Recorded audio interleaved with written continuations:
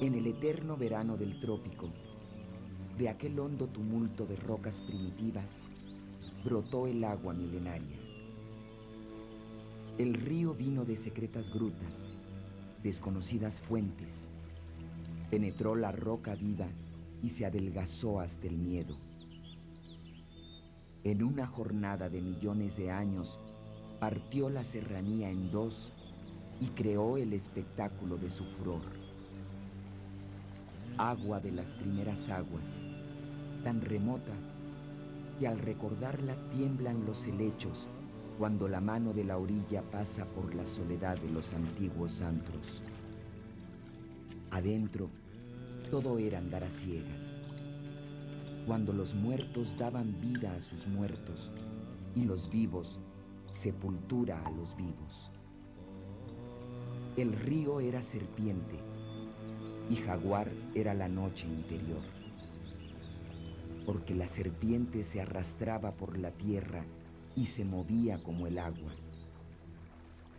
La serpiente es germen de muerte y vida, decían, porque de la muerte nacía la vida. En las tinieblas que cada día lo atrapaban, el sol se convertía en jaguar. Era el sol negro y desaparecía en las fauces de la serpiente. Así, con sus manchas de noche, el sol recorría la cueva y como los muertos, cruzaba la patria de los astros nocturnos para alcanzar el oriente. Empieza a llover y la anchura del agua abandonada hace crecer las plumas de Quetzal. Es la gran noche de Quetzalcóatl. Tropiezan los relámpagos, 400 metros cúbicos por instante. La serpiente ruge, el jaguar se enrosca en su cueva. La noche triunfa. Esta es la parte del mundo en que el agua se sigue creando. Existe un río enclavado, misterioso, de un potencial inmenso y de una presencia poco reconocida. Un río que favoreció la aparición de la civilización en Mesoamérica y encierra bellezas insospechadas. El río La Venta nace en la Sierra Madre de Chiapas y corre por más de 80 kilómetros en el fondo de un cañón que es una profunda trinchera de roca de 500 metros de profundidad. El cañón del río La Venta es un lugar privilegiado de la naturaleza, una inmensa reserva renovable de agua purísima. En sus paredes se abre un sinfín de cuevas, unas sencillas y otras profundas, paraíso de los espeleólogos. Unas son la salida de verdaderos raudales subterráneos de agua, otras son secas en extremo. En estas, ubicadas a grandes alturas en los acantilados, la presencia del hombre antiguo es a la vez un prodigio y un reto para los arqueólogos.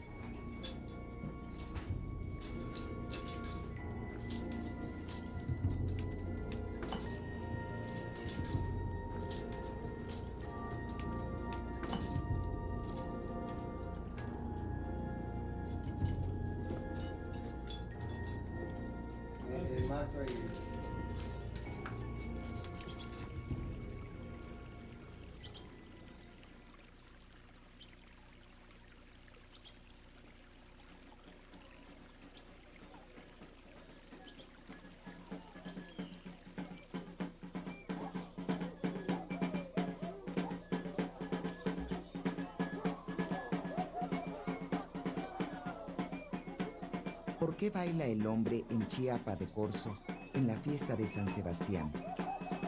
O en Ocosocuautla, cerca del río La Venta, el martes de carnaval. ¿Por qué el hombre se enmascara, se engalana y festeja durante días cada año cerca del gran río? ¿Para revivir el pasado? ¿Para honrar a sus santos, a sus dioses, a sus ancestros?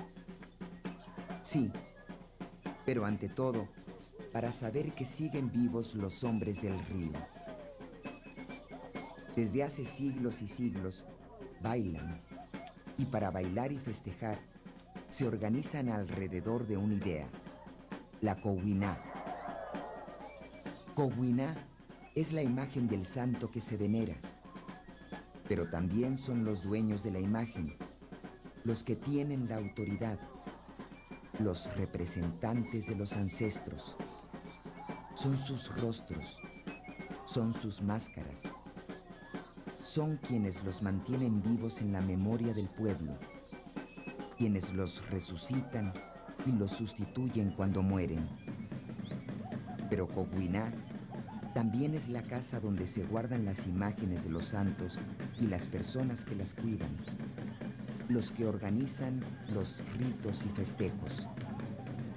Cowiná son todos los que están ahí para hacer el carnaval.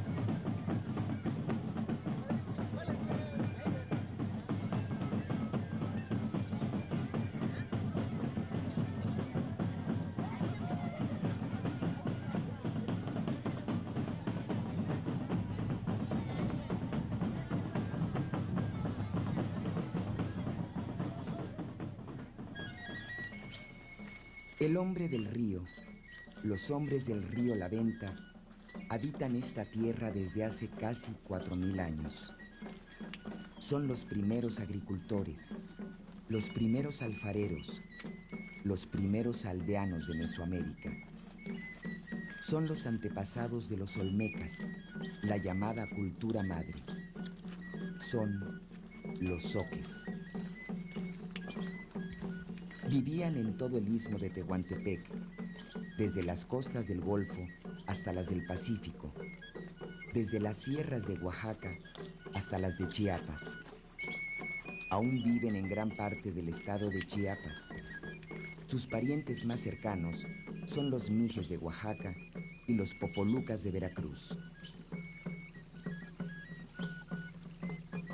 Desde los inicios de su cultura, los mijes y los zoques han utilizado los motivos del jaguar y del mono. Esculturas, pinturas rupestres, artefactos y hasta nombres de localidades en Chiapas aluden al mono y al jaguar. La cueva del Camino Infinito tuvo una ofrenda de tigre con sahumadores, un motivo de mano de tigre en uno, la cabeza del tigre en otro y un mono sobre el tercero. Esta tradición la encontramos en escultura en el área olmeca. También hay monos encaramados copulando con el tigre.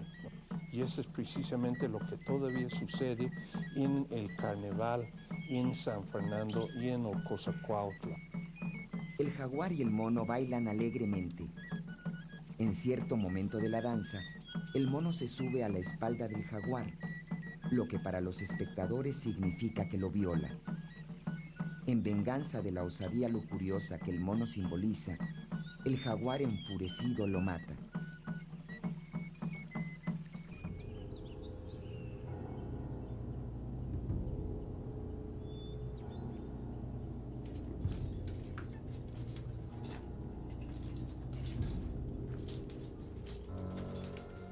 Existe un objeto que ha sido descrito y fotografiado por pocas personas, pero que permanece en una cueva del cañón. No puede ser más que un espejo. Tezcatlipoca es el espejo humeante y su alter ego de la noche, Tepeyolotl, el dueño del monte y señor de la noche, que aparece siempre bajo la forma de un jaguar. El jaguar es la expresión misma de las fuerzas internas de la tierra, augurio del inframundo, y las cuevas son las fauces abiertas del felino que engulle el sol, el corazón mismo de la montaña que espera a la serpiente.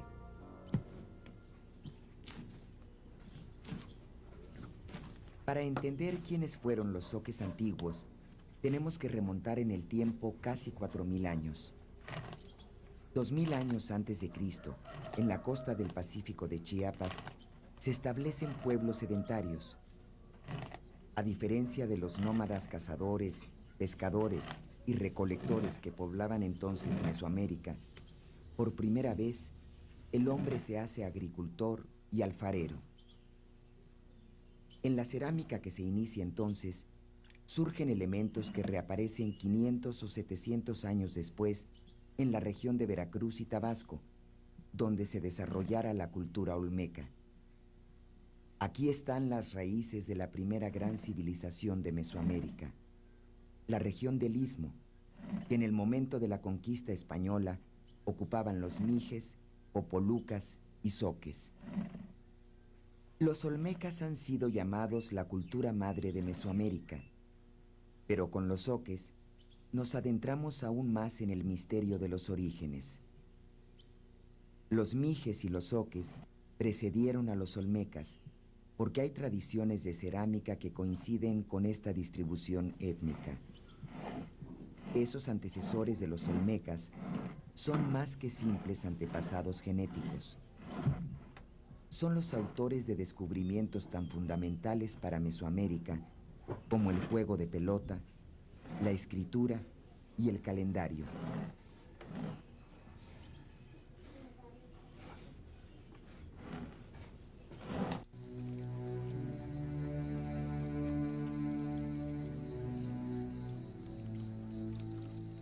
Debajo de las aguas de la presa de la Angostura en Chiapas, quedan 3 pequeños sitios arqueológicos que tuvieron todos una ocupación en la época olmeca.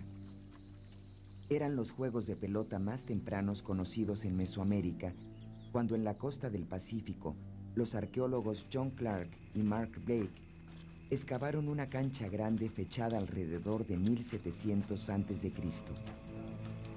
Se trata del juego de pelota más antiguo en Mesoamérica y se encuentra en el área Zoque Mije. El juego de pelota es la esencia misma de lo mesoamericano y siempre está asociado con el sacrificio. En las cuevas inaccesibles del río La Venta se realizaban ritos sacrificiales en lo más secreto de la tierra, para honrar al sol de la noche, para complacer al dios del agua. Una de las sorpresas de investigaciones en el cañón Río La Venta y las cuevas es precisamente encontrar tanta evidencia de sacrificio de niños. Por ejemplo, en la cueva del Lazo encontramos 11 niños. El único que ha sido estudiado por un antropólogo físico fue sacrificado y probablemente los demás eran también. Probablemente, los olmecas hablaron idiomas mijezoqueanos. Tanto era el prestigio de los hablantes de esos idiomas que otros grupos tomaron préstamos de ellos. El mismo nombre de maíz en maya no es palabra mayense, sino que zoquiano. En el sitio de la Mojarra, en Veracruz, que es territorio olmeca, se ha encontrado una estela fechada en el siglo II de nuestra era. Lleva un texto largo considerado como el texto descifrado más antiguo del Nuevo Mundo. El idioma ahí captado en la piedra es claramente zoqueano. Se sabe que hubo libros, códices enteros zoques, que fueron destruidos durante la conquista, pero no se conoce ninguno actualmente que se pueda leer. Lo que sí se encontró, restos en Mirador, en una tumba de un sacerdote, fue 2 ejemplos de los antiguos libros de los zoques. Estos libros, desgraciadamente, van a ser libros que nunca van a ser abiertos, porque por los años en la tierra, la humedad y la presión, se ha destruido todo el material orgánico que sirvieron como páginas de estos antiguos códices, y solo quedó la cal que fue usado como un fondo de los libros, y la pintura en sí.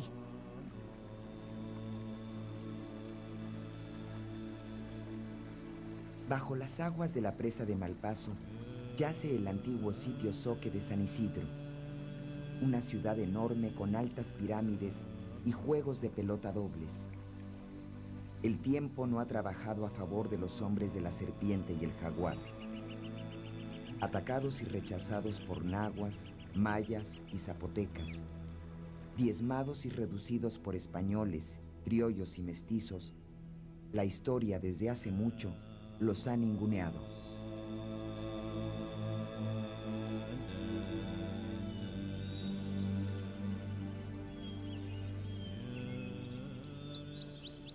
Quedan muy pocos sitios arqueológicos zoques visibles hoy día. Varios permanecen bajo el espeso manto de la selva húmeda, inaccesibles. Otros quedaron ahogados para siempre en los lagos artificiales de las presas. Son muy pocas las posibilidades de conocer algún día un gran sitio zoque. La naturaleza, la historia y el hombre parecen haberse confabulado para hacer callar hasta el último testigo de su grandeza. El mismo Chiapa de Corzo, tan importante para la historia de los zoques, tiene encima de ello el pueblo moderno con casas reinvadiendo los antiguos recintos sagrados y ceremoniales.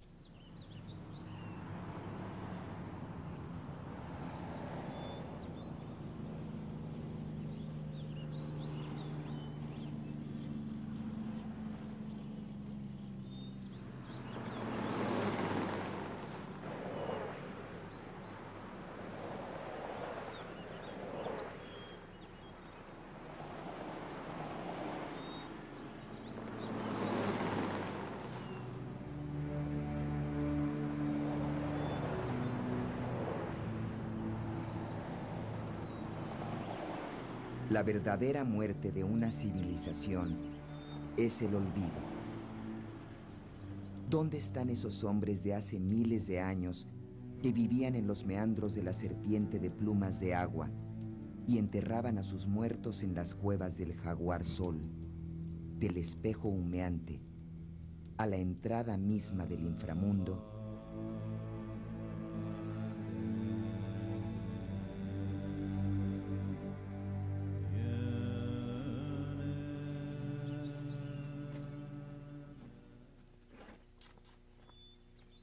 En marzo de 1993, Pascual Paco Méndez, un joven zoque de Ocosocuautla, en compañía de 5 espeleólogos franceses, emprenden la escalada de un acantilado del cañón para alcanzar a más de 100 metros arriba del río una cueva inexplorada que los habitantes nombran el Tapesco del Diablo.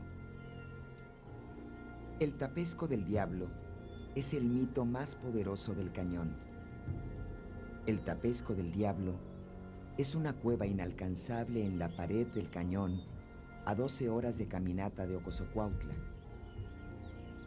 El Tapesco del Diablo es una boca oscura en la roca donde asoma colgando un extraño entramado de maderas como los que fabrica la gente para que duerman las gallinas y que llaman tapesco. El Tapesco del Diablo no es obra de la gente. El tapesco lo hizo el diablo, porque ahí es donde vive, en una cueva inaccesible a la orilla del mundo de los hombres, al umbral del infierno. Una leyenda refiere que Bulmaro Morales de Ocosocuautla fue a buscar al diablo hasta una cueva siguiendo una bola de fuego que volaba y aterrorizaba al pueblo por las noches. Entró a la cueva y, sin temor al diablo, exigió que se mostrara y lo hiciera rico. Entonces se manifestó una serpiente gigantesca que rodeó amenazante al hombre temerario, pero éste siguió exigiendo. Su osadía valía oro. Entonces la serpiente se desvaneció, pero de la negrura de la cueva irrumpió un jaguar aún más peligroso. «Diablo, muéstrate ya». El jaguar se esfumó y en su lugar, don Bulmaro oyó en su oído una voz dulce que parecía contener toda la maldad del mundo. Don Bulmaro nunca reveló las palabras de su conversación con el diablo, pero lo que se sabe es que regresó al pueblo transformado y se volvió el hombre más rico en toda la comarca.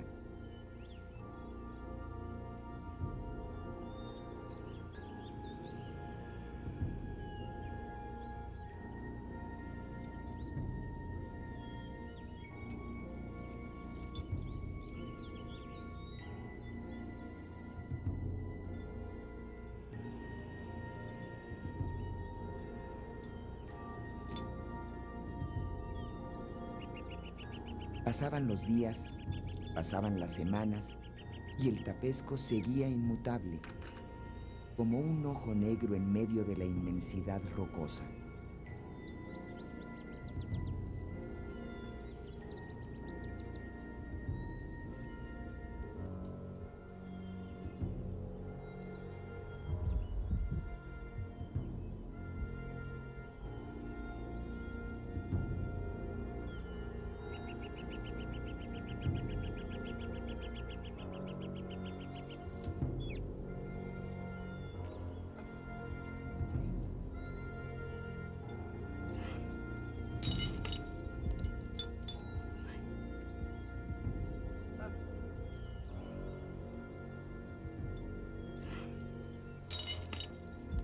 Los ánimos se iban desgastando.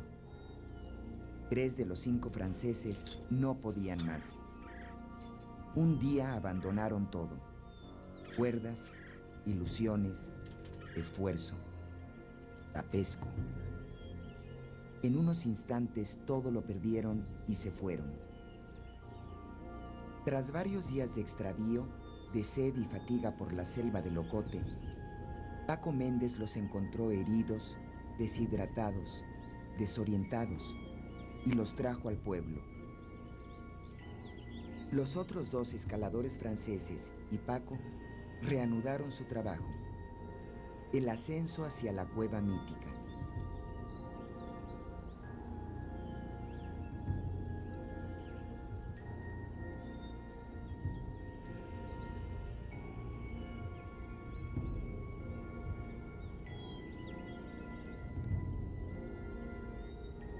En ninguna otra cultura antigua se ha encontrado esa capacidad del hombre para moverse con tanta facilidad en el ambiente vertical de la montaña.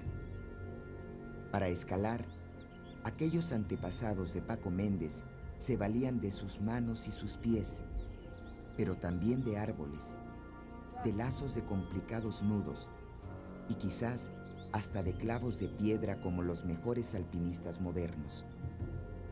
Eran los escaladores primordiales.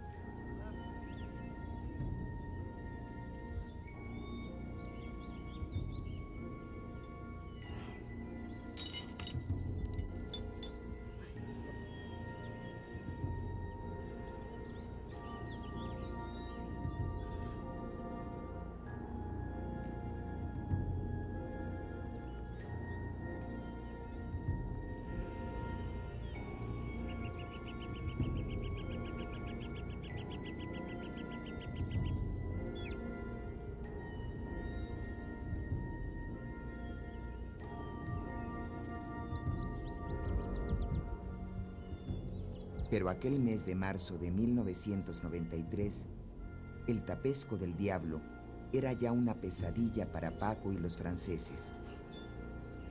Al cabo de un mes de ascensión por un camino de 54 metros de pared vertical y a veces extraplomada, los 3 elegidos alcanzaron y penetraron al lugar más cargado de misterio y leyenda del cañón.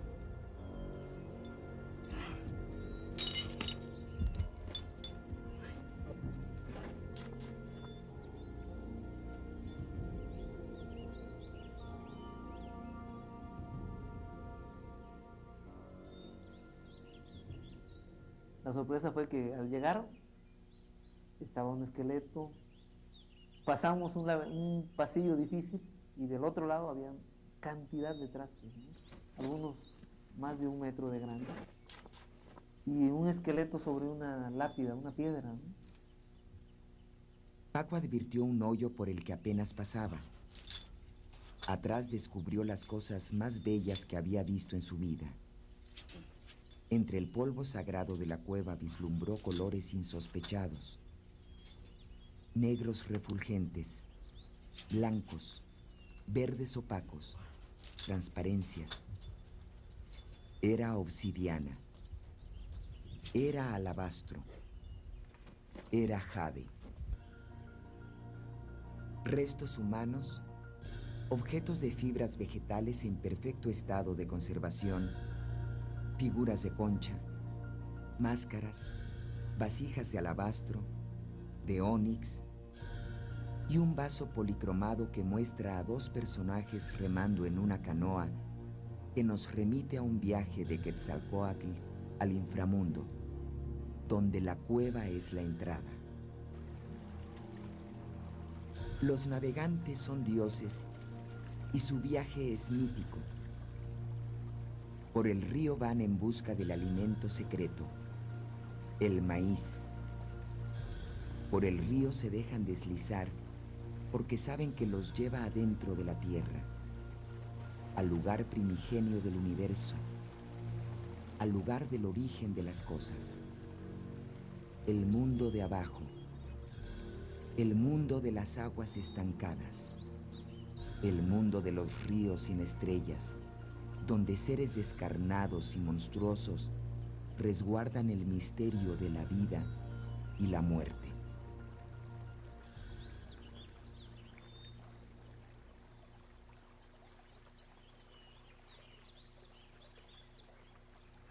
Mucho antes del descubrimiento del Tapesco del Diablo, se habían llevado a cabo expediciones arqueológicas en la región del Cañón.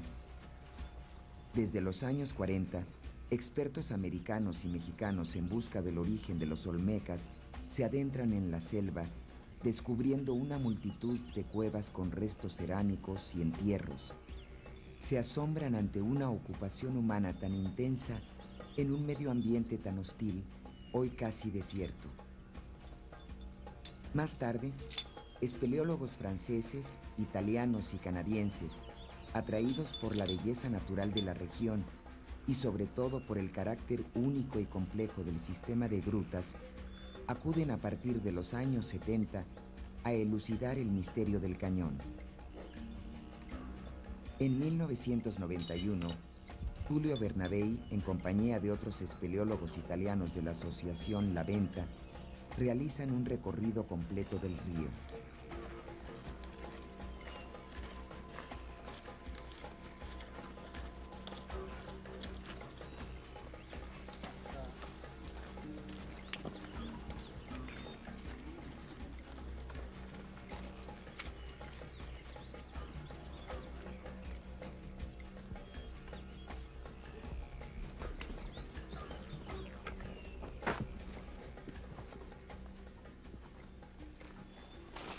El proyecto nació hace mucho tiempo. Fue mi primera expedición a Chiapas en 1981, que estuvimos acampando en el lago de Malpaso, a la desembocadura del río La Venta, ¿no? Donde el río La Venta desemboca en la presa. Y me acuerdo que pasamos la noche de Navidad, 1981, acampando en una cuevita, tratando de ir a explorar algunas zonas de selva. Y empezamos a preguntarnos de dónde llegaba este gran río, el río La Venta, Y en esta noche empezaron los primeros sueños. A partir de entonces, la pasión por la naturaleza física del cañón y el entusiasmo por los antiguos hombres del río se van revelando. Van entretejiendo en la geografía del cañón tramas apasionadas de revelaciones y descubrimientos, de emociones y conocimientos. El momento culminante de esta historia sucede en 1997, cuando varios arqueólogos mexicanos e internacionales, al juntarse con el grupo de espeleólogos italianos y con otros especialistas, organizan una magna expedición por el cañón a lo largo de más de 3 meses. Poco a poco, el interés de los espeleólogos crece, se amplía y se orienta no solo hacia lo excepcional de las grutas de la región, sino hacia la importancia del agua, del complejo ecológico del cañón y su región para producir esa reserva inmensa de agua pura.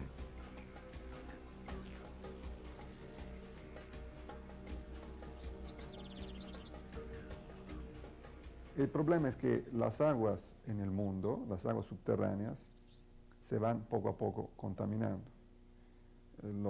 Algunos datos de la misma UNESCO indican que para el 2015, falta muy poco, el 75% de las aguas potables que se puedan tomar provendrán de aguas kársticas, de ese tipo de montaña, de calizas. Yo creo en realidad que el petróleo del tercer milenio será el agua. Quien la tendrá una gran ventaja en el sentido económico.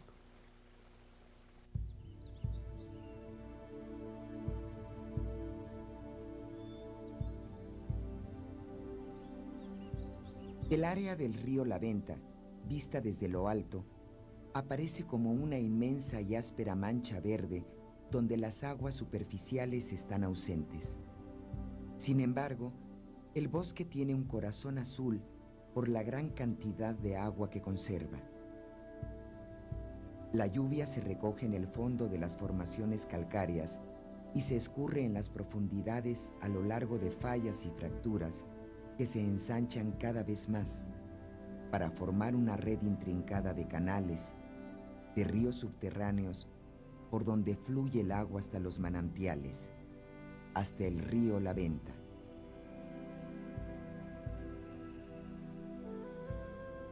Es la región de los sumideros, las cimas y los sótanos, esos ojos negros que se abren en la selva a causa del colapso de inmensos bloques de roca, antiguas bóvedas de cuevas que se han desplomado. La región entera del cañón es una gran estructura hidrológica de 1.800 kilómetros cuadrados, única en el mundo, y el río es su colector, capaz de suministrar 600 millones de metros cúbicos al año.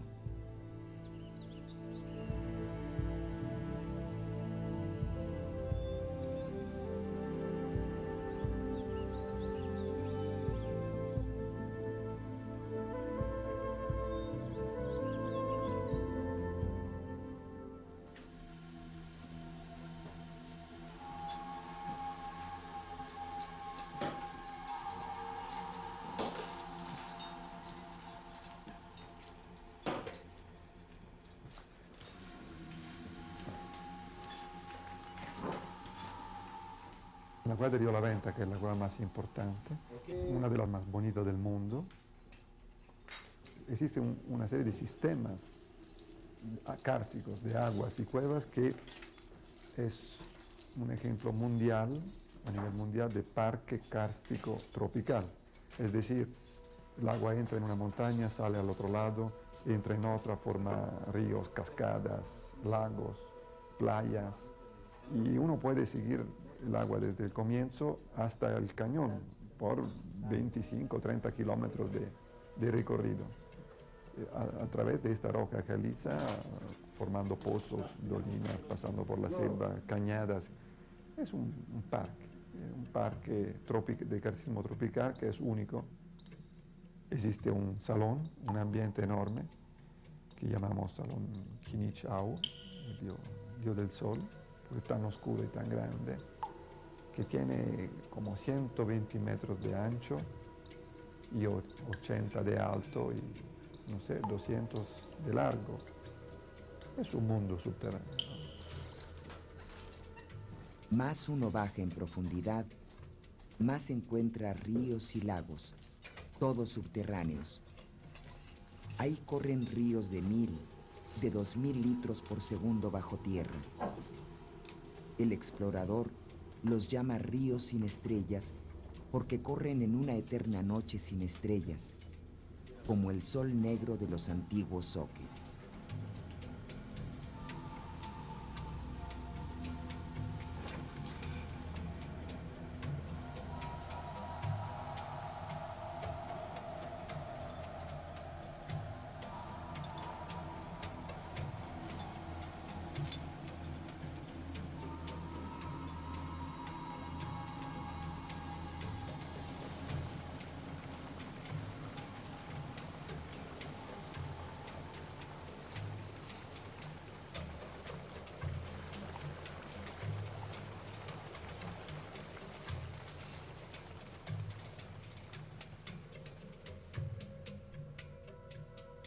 Cuevas como el Tapesco del Diablo aparecen a lo largo de todo el cañón.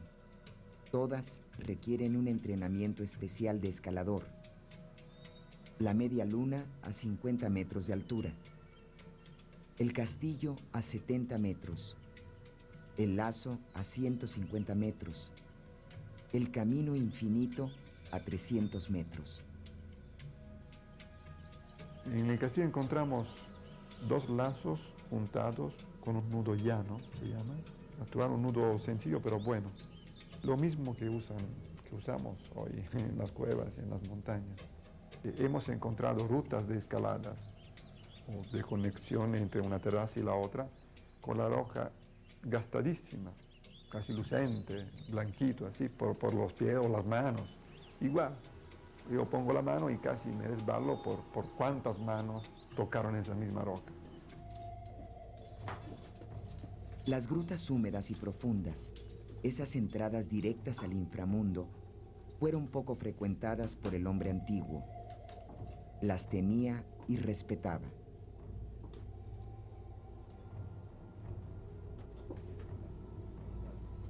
En cambio, las cuevas secas y los abrigos rocosos conocieron una ocupación intensa a lo largo de los siglos.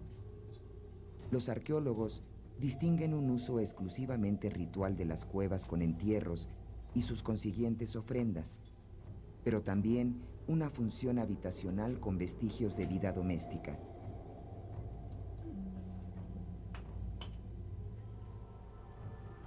En todos los casos, asombran las condiciones atmosféricas de extrema sequedad que permitieron la conservación hasta nuestros días de materiales orgánicos, tan cerca de aquella inmensa reserva de agua encerrada en las paredes del cañón.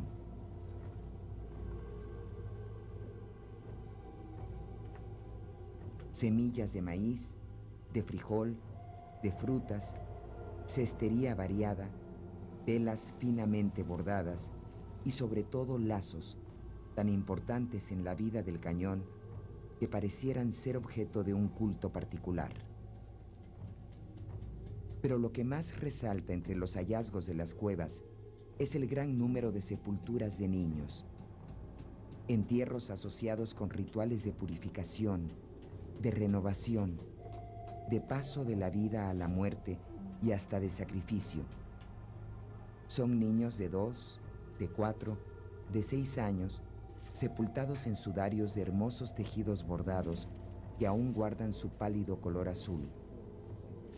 Los rodean pequeñas ofrendas como brazaletes y collares de cordoncillos trenzados con inserciones de huesos, de caracoles, discos de calabaza incisos con motivos de aves, medias jícaras con restos alimenticios, diminutas pero complicadas ofrendas que entremezclan el algodón natural con cuentas de semillas, hojas enrolladas y navajillas de obsidiana, y hasta figuras de cerámica o utensilios siempre relacionados con la imagen del jaguar.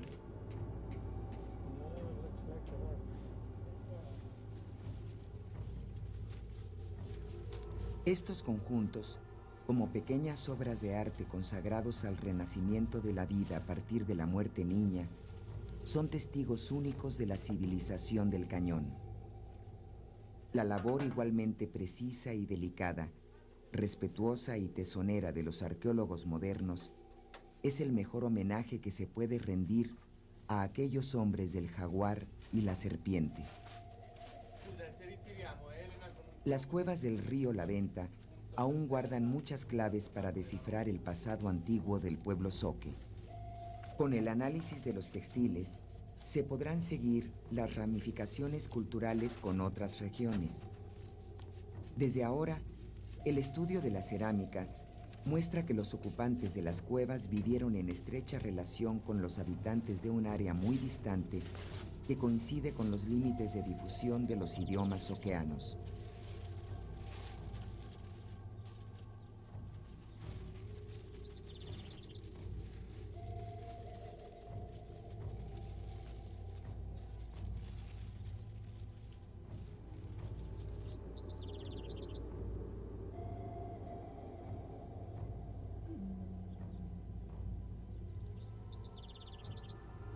El cañón era un gran valle sagrado por la presencia de tanta agua, pero también porque pudo ser la vía de comunicación entre dos regiones importantes.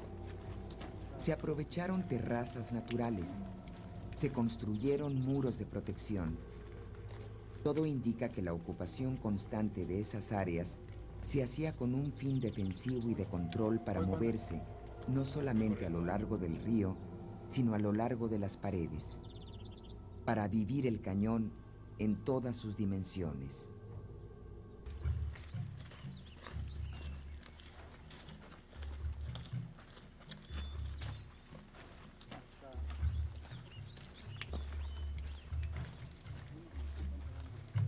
Febrero de 1997. Por la selva Elocote, la mayor expedición jamás lanzada por la tierra zoque va en busca de la gran ciudad perdida. Después de varios días de caminata, los arqueólogos alcanzan su sueño. Sienten haber entrado en un mundo que les parecía imposible recobrar. Aquel mundo del descubrimiento, de los exploradores, de los dibujantes del siglo pasado que han descrito por primera vez el México antiguo. La visión es extraordinaria. La vegetación lo recubre todo. La vegetación engrandece las ruinas. Han hallado los restos de una de las ciudades zoques más importantes, quizá los vestigios más bellos de aquella gran cultura. Enormes muros hechos de megalitos que pesan más de 100 kilos cada uno, perfectamente cortados, perfectamente ensamblados para levantar una fortaleza en plena selva tropical. Los mismos elementos geométricos como el nicho, encontrados en otros sitios zoques, reaparecen aquí con un refinamiento sin igual. En medio de la ruina de los imperios, nada habló jamás tan claramente de las mudanzas del mundo como esta inmensa selva, amortajando a la que en otros tiempos fuera una ciudad soberbia.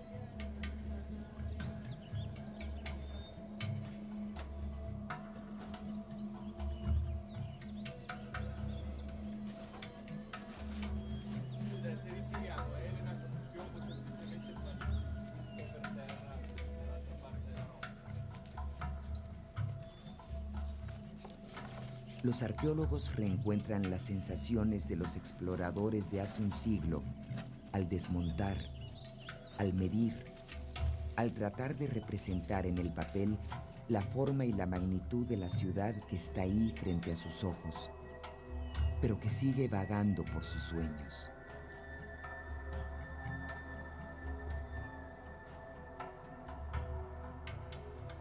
En una extensión de 2 hectáreas, ceñida por una muralla, se suceden los edificios, plazas, pirámides y el juego de pelota. componiendo un todo majestuoso que habla de la organización de una sociedad avanzada. Este hallazgo, junto con los que precedieron a lo largo de las décadas, acaba de confirmar la gran unidad étnica de la región alrededor del cañón, la presencia irrefutable de los zoques en este lugar desde siempre y hasta el presente.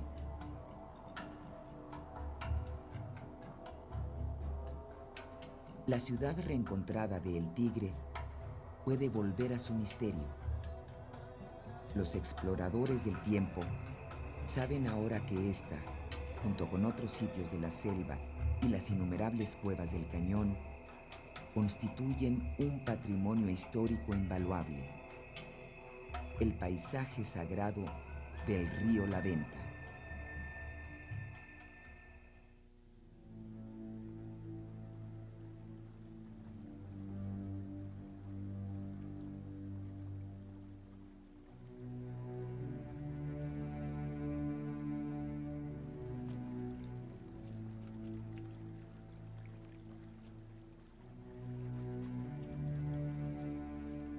Los navegantes son dioses y su viaje es mítico. Montados en la serpiente de plumas de agua, los navegantes penetran la montaña y descubren el origen de las cosas. La imagen mítica de la montaña llena de agua.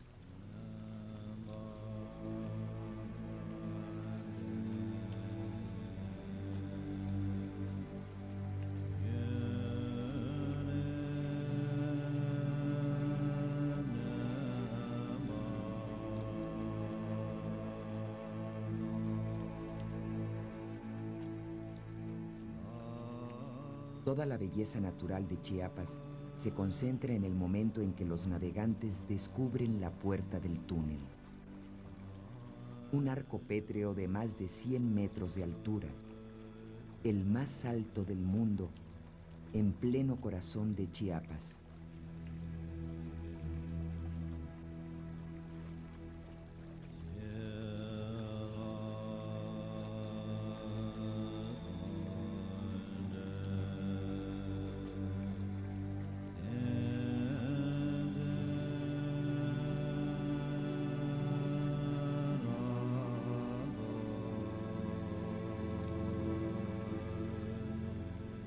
Los navegantes espeleólogos son los portadores de un viejo anhelo del hombre. Avanzan obstinadamente al encuentro del centro de la Tierra, el fondo de su propio ser. Llevan quizás, al igual que los antiguos zoques, y a su manera, el saber ancestral de la necesidad de morir hacia la profundidad de la Tierra para renacer, redimidos, al día nuevo y glorioso.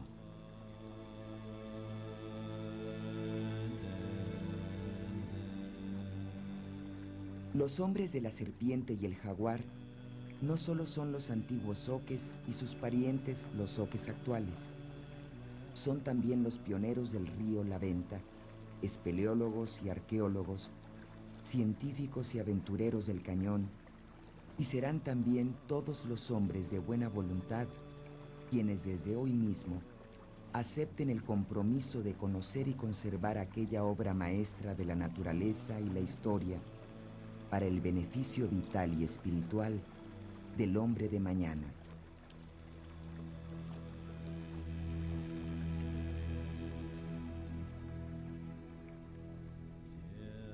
Por el hueco de un árbol podrido pasa el verde silencio de Quetzalcóatl. Lleva en la frente el mensaje de la inocencia y en sus plumas toda la sapiencia del mundo perdido.